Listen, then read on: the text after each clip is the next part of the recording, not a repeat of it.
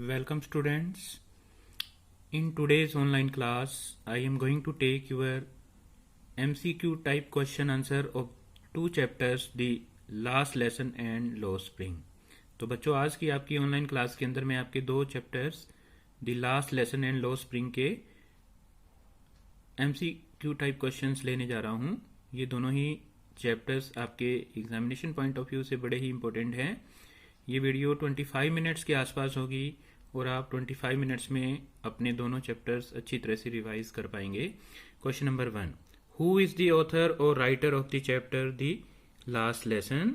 और क्वेश्चन ऐसे भी हो सकता है, नेम द ऑथर और the writer of the chapter the last lesson. तो आपका जो लास्ट लेसन चैप्टर है उसके ऑथर है वो कौन है। ए ऑप्शन है नी जुंग, B is Alphonse Daudet, C is William Douglas and D is Selma Lagerlof. तो मैं आपको याद दिला दूं कि नी जुंग का जो चैप्टर है वो लोस्ट स्प्रिंग है, एल्पनोस ड्यूडेट का जो चैप्टर द लास्ट लेसन है, तो बी ऑप्शन है यहाँ करेक्ट है। विलियम डगलस का जो चैप्टर है वो है डीप वाटर, और सेल्मा लैंग्रोफ का जो चैप्टर है वो आपको दी रेड ट्रैप है, वो आपका चैप्टर दी रेड ट्रैप है। Question number 2, who is the narrator of the chapter the last lesson. The last lesson जो चैप्टर है आपका फर्स्ट चैप्टर, इसका नरेटर कौन है। नरेटर का मतलब कहानी को सुनाने वाला होता है, the person the character who tells the story. तो यहाँ पर एल्पनोस ड्यूडेट, विलियम डगलस, फ्रेंज या साहिब। तो यहाँ पर जो करेक्ट ऑप्शन है वो है C, Franz. Franz in this chapter narrates the whole story. Okay, William Douglas is the narrator of the chapter deep water. Okay, और जो आपका लॉस्ट स्प्रिंग चैप्टर है उसका नरेटर नी जुंग खुद है। Okay, question number 3, the story the last lesson sets in the background of dash किया हुआ है। जो लास्ट लेसन स्टोरी है वो किसके बैकग्राउंड के अंदर, किस चीज के पीछे है वो घटित होती है। चंपारण एपिसोड ऑफ 1916, चंपारण का जो एपिसोड हुआ था वो 1916 में हुआ था। उसके पीछे migration of the people of Bangladesh to India, जो बांग्लादेश के लोग भारत आ गए थे 1971 के आसपास। उसके पीछे Indo China war in 1962, Bharat और चीन का जो युद्ध हुआ था 1962 के अंदर, या Franco Persian war of 1870 to 1871। तो यहाँ पर जो हमारा करेक्ट आंसर है D is the correct answer here. जो लास्ट लेसन चैप्टर है वो फ्रेंको पर्सियन वॉर जो हुआ था 1870 से 1871 के बीच में, उसके पीछे होती है, जिसके अंदर एक साइड जर्मन था और दूसरी साइड है, एक साइड जर्मन और दूसरी साइड फ्रांस। ठीक है, जर्मन के साथ है वो ऑस्ट्रिया और एक कंट्री है वो और था उनके साथ। Question number 4, who was French the narrator of the chapter the last lesson dread afraid of. तो जो नरेटर है लास्ट लेसन का फ्रेंच, वो स्कूल जा रहा था तो उसको किस चीज से सबसे ज्यादा डर महसूस हो रहा था। मुकेश से, द जर्मन सोल्जर्स, जर्मन के सैनिकों से, द जर्मन टीचर्स, जर्मन के टीचर्स थे, या मास्टर हैमल से। तो यहाँ पर राइट आंसर है वो डी है, master हैमल। French was afraid of master हैमल because he had not prepared his chapter on participles. Okay, question number 5,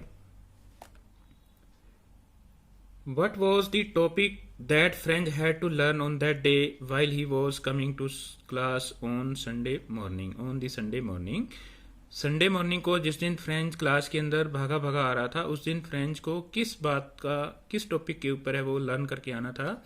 drilling जो होती है एक्सरसाइज, उसके ऊपर रूल्स फॉर पार्टिसिपल्स, या ऑल ग्रामर टॉपिक्स, या ऑल द अबाउ। तो यहाँ पर हमारा ऑप्शन होगा B, he had to learn participles. Okay, master Hamel had to question him on participles. तो उसको participles है वो लर्न करके आना होगा। इंग्लिश में भी participles होते हैं 3, प्रेजेंट पार्टिसिपल, ओके, जिसको हम first form of verb plus ing बोलते हैं, past participle, third form of verb होती है and perfect participle having plus third form of verb होती है। Question number 6, how long Master Hamel had served in the district of Alsace as a schoolmaster.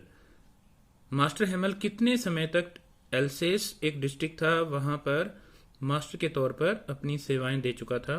20 year, 30 year, 40 year और 50 year. तो C is the correct answer year. He had serve there for 40 years. तो वो 40 साल तक एक school के अंदर है वो पढ़ा चुका था, एल्सेस डिस्ट्रिक्ट के स्कूल के अंदर। Question number 7, From which country did the order come to teach only German language in the districts of Alsace and Lorraine? France के जो डिस्ट्रिक्ट जो कि जर्मन ने कब्जे में ले लिए थे, उन किन दो डिस्ट्रिक्ट्स के अंदर ऑर्डर आया था? कहां से वो ऑर्डर आया था? वहां पर जर्मन भाषा पढ़ाई जानी शुरू होने वाली थी। तो फ्रांस से आया था, लोराइन से आया था, बर्लिन से आया था या जर्मनी से आया था? तो यहाँ पर जो करेक्ट आंसर है वो डी है। ओके, जो आंसर्स हैं वो आपके स्टार लगा करके, ओके, साइड में स्टार लगा करके आप देख रहे होंगे, उसमें दिखाए गए हैं। तो German had issued an order to teach German in Alsace and Lorraine. Okay, French was stopped. Okay, teaching of French language was stopped there. Question number 8, name the 2 French districts where German language was imposed. France के वो जो district थे जहां पर German language है वो थोप दी गई थी, वो कौन कौन से थे? ये है Lyon and Valence, Rouen and Lille, Alsace and Lorraine and all the above. Okay, तो यहाँ पर जो हमारा आंसर होगा सी है, एल्सेस एंड लोराइन। तो ये 2 डिस्ट्रिक्ट थे जहां पर जर्मन भाषा इम्पोज की थी। Question number 9, what had been put on the bulletin board on the day when French was going to school. जिस दिन फ्रेंच है वो स्कूल जा रहा था, उस दिन बुलेटिन बोर्ड के ऊपर है वो क्या लगा दिया गया था? Stop teaching French language, French language है उसकी पढ़ाई है वो बंद हो गई थी। स्टॉप टीचिंग जर्मन लैंग्वेज, वहां जर्मन लैंग्वेज की पढ़ाई बंद हो गई थी। स्टॉप टीचिंग इंग्लिश लैंग्वेज, वहां इंग्लिश लैंग्वेज पढ़ाया जाना बंद हो गया था। या फिर stop teaching French language and speak German language, या फिर फ्रेंच भाषा पढ़ाया जाना बंद हो गया था और उनको इंग्लिश और उनको जर्मन लैंग्वेज बोलना शुरू करना था। तो यहाँ पर डी ऑप्शन है वो हमारा करेक्ट आंसर है। Okay, the order from Berlin said that French language no longer would be taught there and they had to speak only German language. Question number 10, what unusual things did French notice in the school that day? उस दिन वो कौन सी चीजें थी जो French ने notice की थी स्कूल के अंदर जब वो स्कूल पहुंचा था? No bustle in the school and quietness of a Sunday morning. School में कोई शोर शराबा नहीं था और जैसे संडे मॉर्निंग को बिल्कुल शांति होती है वैसे वहां पर लग रहा था। No lesson repeated in unison, बच्चे हैं वो ग्रुप के अंदर लेसन को जोर जोर से बोल नहीं रहे थे। Village elders also sitting on the last benches of the class, village के जो एल्डर्स थे, बड़े लोग थे, वो भी पीछे वाले बेंचेस के ऊपर है वो बैठे हुए थे, या फिर ऑल दी अबव। तो यहाँ पर हमारा जो आंसर है वो डी है। Okay, all these things okay French had notice when he reached the school on that day. तो जो आंसर्स हैं वो स्टार लगा करके साइड में दिए गए हैं ताकि आप उनको अच्छी तरह से कवर करके रिवाइज भी कर सको। Question number 9, how did master Hamel dress himself on the occasion of his last lesson in the school. उस दिन लास्ट लेसन जिस दिन मास्टर हेमल डिलीवर करने के लिए आया था तो उसने अपने आप को किस प्रकार की पोशाक उसने पहनी हुई थी? A, frilled shirt and a green coat, उसने झालर वाली शर्ट पहनी हुई थी और हरे रंग का कोट पहना हुआ था। Little black cap on the head and A ruler in his hand, उसने एक काले रंग की टोपी पहन रखी थी और उसके हाथ में एक रूलर था जिसको आप स्टिक कह देते हो। बोथ ए एंड बी, या he was in his usual cloth, या फिर उसने अपने आम कपड़े पहने हुए थे। तो यहाँ पर जो हमारा करेक्ट आंसर है वो सी है। Correct answer is C. तो सी में दिया हुआ है both A and B are correct. तो he was wearing a frilled shirt, okay, he was also wearing a green coat and there was a cap, little black cap on his head, and he he was having a ruler in his hand, तो उसके हाथ में भी एक डंडा था। Question number 12, why did master Hamel call the French language the most beautiful language in the world? Master Hamel French भाषा को संसार की सबसे सुंदर भाषा क्यों कहता है? Because it was the clearest and the logical language of the world, क्योंकि ये संसार की सबसे स्पष्ट और तार्किक भाषा है। Because it was there native language, ये उनकी अपनी भाषा, ठीक है, स्थानीय भाषा थी। बिकॉज पीपल लव्ड इट, क्योंकि लोग इसको प्यार करते थे। या because it had a very rich literature, या फिर इसका साहित्य है वो बहुत अच्छा है, उसके अंदर बहुत अच्छी अच्छी किताबें हैं। तो यहाँ पर ए ऑप्शन है वो करेक्ट है।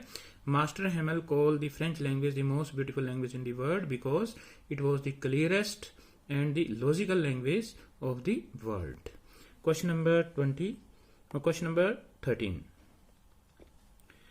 Who occupied the back benches in the class on that day? उस दिन, जिस दिन मास्टर हेमल अपना लास्ट लेक्चर है, लास्ट लेसन है, वो डिलीवर कर रहा था, तो पीछे वाले बेंचेस के ऊपर कौन बैठे थे? Weak student of the class, कमजोर बच्चे बैठे हुए थे, जर्मन सोल्जर्स बैठे हुए थे, all the teachers of the school, school के सभी टीचर्स बैठे हुए थे, या people like old Hauser, former postmaster, former mayor and several others. और कुछ जो लोग बैठे हुए थे, गांव के लोग थे, उसमें ओल्ड हसर भी था, पहले का जो पोस्ट मास्टर था वो भी था, या गांव का जो मेयर था वो भी था। तो यहाँ पर डी ऑप्शन है वो करेक्ट है। People like old Hauser, former post master, former mayor and several other were sitting on the last benches and they had reached there to show a regard for master Hamel and they were very sorry to not to learn French language. Okay, और वो बड़ा ही उनको शर्म आ रही थी कि उन्होंने अपनी स्थानीय भाषा भी नहीं सीखी हुई थी। Question number 14, how did the people look in the class on that day? उस दिन जो लोग क्लास में आए हुए थे वो कैसे लग रहे थे? हैप्पी एंड जॉयस, बड़े खुश थे वो। सैड एंड सोलम, बड़े गंभीर थे। अमेज्ड एंड पीसफुल, बड़े शांत और बड़े ही हैरान थे। या ऑल दी अबव? तो यहाँ पर हमारा बी ऑप्शन है वो करेक्ट है। They were very sad, okay, and they were in a very serious and solemn mood, वो बड़े ही सीरियस मूड के अंदर थे। Because there 2 districts were occupied by the German soldiers and they had to learn German language only. Okay, French language was stopped. Okay, teaching of French language was stopped in those 2 districts. Question number 15, why did the villagers come to meet Master Hamel in the school? जो villagers थे वो master Hemal से क्यों मिलने के लिए आए थे उस दिन स्कूल के अंदर? To make a complain about the German soldiers, वो जर्मन सोल्जर्स को एक कंप्लेन करने के लिए आए थे। टू से good by two master Hamel, वो मास्टर हेमल को गुड बाय कहने के लिए आए थे। टू गॉसिप्स, वो गपशप मारने के लिए आए थे। To show gratitude towards master Hamel, वो मास्टर हेमल के प्रति अपना आभार व्यक्त करने के लिए आए थे। तो यहाँ पर हमारा करेक्ट आंसर है वो डी है। They had reached in the school to show a respect and gratitude to master Hamel who had served in that district in that school for last 40 years। Okay, वो master Hamel के प्रति आभार व्यक्त करने के लिए आए थे जिसने उस स्कूल के अंदर लगभग 40 साल है वो पढ़ाया था। Question number 16, French thinks will they make them sing in German even the pigeon? French ये सोचता है कि क्या वो पिजन्स जो होते हैं उनको भी इंग्लिश भाषा के अंदर है, उनको भी फ्रेंच भाषा के अंदर ही पढ़ना पड़ेगा। तो इससे क्या मतलब निकलता है? ओके, इससे क्या मतलब निकलता है? ओके, ये आपको बताना है। Okay, there is a small mistake. Okay, I have to correct it. Here I have to write W capital. Okay, German would use brutal force over everyone. इसका ये मतलब था कि जर्मन लोग हैं वो अपनी पूरी फोर्स, पूरा बल है वो इस्तेमाल करेंगे। हार्श ऑर्डर विल बी पास, इसका मतलब ये है कि बड़े सख्त ऑर्डर हैं वो पास होंगे। या फिर ये है कि when people are deprived of their sense even the surroundings are affected, जब लोगों से कोई भी चीज है वो ले ली जाती है, उनसे वंचित कर दिया जाता है, तो आसपास के जो एरिया है वो भी इफेक्टेड होते हैं। या फिर डी है, जर्मन विल रोब फ्रांस ऑफ इट्स लैंग्वेज, या फिर जर्मन लोगों ने उनकी जो फ्रांस भाषा है, फ्रेंच लैंग्वेज है, वो चुरा ली थी। तो यहाँ पर सी ऑप्शन है वो करेक्ट है। When people are deprived of their essence even the surroundings are affected, जब लोगों से कोई चीज, लोगों को किसी चीज से वंचित कर दिया जाता है तो आसपास की चीजें भी प्रभावित होती हैं। Question number 17, why did master Hamel blame himself. Okay, master Hamel है वो अपने आप को ब्लेम क्यों करता है, वहां के लोगों ने जब फ्रेंच भाषा है वो नहीं सीखी थी। Not having taught them enough French, क्योंकि उसने फ्रेंच भाषा उनको काफी नहीं पढ़ाई थी। नॉट बीइंग स्ट्रिक्ट, वो स्ट्रिक्ट नहीं था। Giving student a holiday at time, कई बार वो बच्चों को छुट्टी पर खुद ही भेज देता था। या नॉट बीइंग रिस्पॉन्सिबल, वो खुद ही जिम्मेवार नहीं था। तो यहाँ पर सी ऑप्शन है वो करेक्ट है। Okay, most of the time he also send the children on a holiday. Okay, when he himself wanted to go for fishing, जब वो खुद मछली पकड़ने के लिए जाता था तो वो बच्चों को छुट्टी के लिए भेज देता था। Question number 18, what did master Hamel write finally on the black board with a piece of chalk. जब मास्टर हेमल ने अंत में एक चौक का टुकड़ा लेता है अपने लेक्चर को समाप्त करने से पहले, तो उसने ब्लैक बोर्ड पर क्या लिखा? आई लव माई फ्रांस, मैं अपनी फ्रांस को बड़ा प्यार करता हूँ। विव ला फ्रांस, यू मे गो, या नन ऑफ द अबव। तो यहाँ पर बी ऑप्शन है वो करेक्ट है। He wrote on the black board as big as possible, उसने चौक का टुकड़ा लिया और जितना बड़ा हो सके उसने ब्लैक बोर्ड पर लिखा वाइव ला फ्रांस, यानी कि फ्रांस जिंदाबाद। तो these are some of the important questions of the chapter last lesson. Now the last lesson now comes on the second chapter, law spring. law spring के क्वेश्चन आंसर्स कर रहे हैं हम। who are Sahib and Mukesh in the chapter law spring. Law spring chapter के अंदर साहिब और मुकेश कौन है? Shopkeepers, servants, A son of A Bengal makers and A rag picker respectively.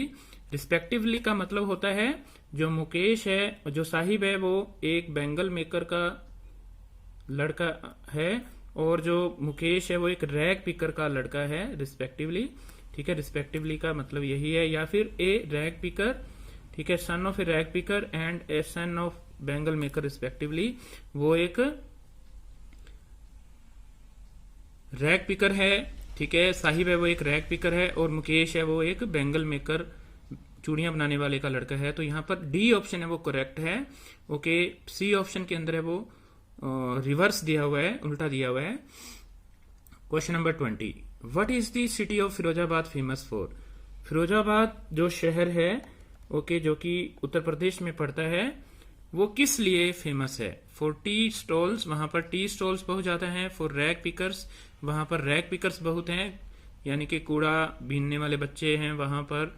या फॉर पॉवर्टी, वो गरीबी के लिए जाना जाता है। फॉर बेंगल मेकिंग इंडस्ट्री, या फिर वो बेंगल मेकिंग इंडस्ट्री के लिए जाना जाता है, चूड़ियां बनाई जाती हैं। तो यहाँ पर डी ऑप्शन है वो करेक्ट है। Firozabad is famous for bangle making industry. Okay, वहां पर चूड़ियां हैं वो बहुत बनाई जाती हैं। Question number 21, what is the meaning of the name Saheb Alam. Saheb Alam का अभिप्राय क्या है? तो फर्स्ट पार्ट इस स्टोरी का साहिब आलम के बारे में है, सेकंड पार्ट है वो मुकेश के बारे में है। Lord of earth, lord of the earth, lord of humanity, lord of the universe, या लॉर्ड ऑफ एवरीवन। तो लॉर्ड का मतलब होता है गॉड। तो यहाँ पर the meaning of Saheb Alam is the lord of universe. Saheb Alam का मतलब है lord of universe. C option is correct. But Saheb is without shoes. Okay, लेकिन साहिब है वो एक गरीब लड़का है। Okay, he does not know the actual meaning of Sahib Alam. Okay, he is only a rag picker. Question number 22. What did the narrator or the authoress advise Sahib to go to? Okay, मैंने आपको बताया था second question के अंदर कि जो narrator है law spring का, ओके, वो ऑथरस ही है, खुद लेखिका है, ऑथरस है। ये फर्स्ट पर्सन नरेटिव है। ओके, उसने साहिब को कहाँ जाने के लिए कहा? School, a tea stall, club या प्लेग्राउंड। तो the narrator advise Saheb Alam to go to school. Okay, a is the correct answer. Question number 23, why did Saheb and his family move to Delhi from Bangladesh in 1971। Saheb Alam का जो परिवार है वो बांग्लादेश से 1971 के अंदर न्यू दिल्ली है वो क्यों आ गया था? Because storm had swept their fields and homes, क्योंकि तूफान के अंदर उनके खेत हैं वो घर हैं वो बर्बाद हो गए थे। देयर विलेज वॉज फ्लडेड, उनके गांव में बाढ़ आ गई थी। देयर वर लैंडस्लाइड, ओके पहाड़ों से पहाड़ है वो गिर जाते हैं इसलिए, या फिर there was a deadly epidemic कोविड-19, या फिर कोविड-19 जो कि एक एपिडेमिक है, एक महामारी है वो आ गई थी। तो यहाँ पर a is the correct answer. Okay, because of storm, okay their fields were swept away and they lost their homes, उनके खेत हैं और उनके घर है वो बर्बाद हो गए। Okay, this happened in 1971 and they migrated from Bangladesh to India, और वो बांग्लादेश से इंडिया आ जाते हैं साहिब जैसे लोग। Question number 24, what excuse do the rag picker give for not wearing shoes? वो क्या एक्सक्यूज मैंने बहाना होता है, क्या बहाना बनाते हैं रैग पिकर्स शूज ना पहनने के लिए? Mothers don't give them shoes, उनकी माँ है, अलग अलग बच्चों की जो माँ है वो उनको शूज नहीं देती हैं। नो इंटरेस्ट, उनकी कोई रुचि नहीं है शूज पहनने के लिए। Walking bare foot is a tradition there, okay नंगे पैर घूमना वहां पर एक प्रकार से ट्रेडिशन है, प्रथा है, कस्टम है। या फिर D option is all these, या फिर सारे के सारे जो रीजन है। तो यहाँ पर C option is correct here, walking bare foot is a tradition there. Nobody wears shoes in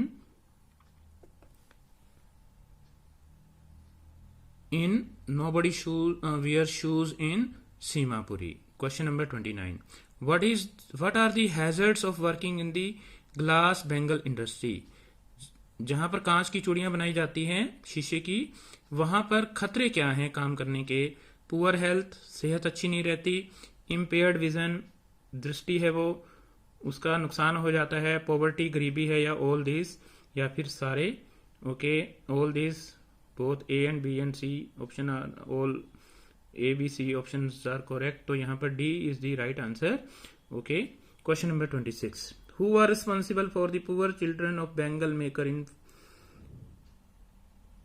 who are responsible for the poor condition of the bangle makers in Firozabad? Firozabad के अंदर जो बच्चे काम करते हैं उनकी गरीबी का मुख्य कारण है वो क्या है?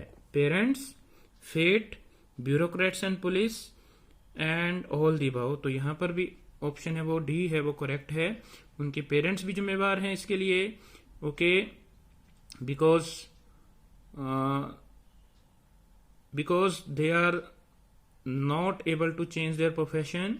Okay, they are fatalist, okay वो भाग्यवादी हैं। And bureaucrats and policeman also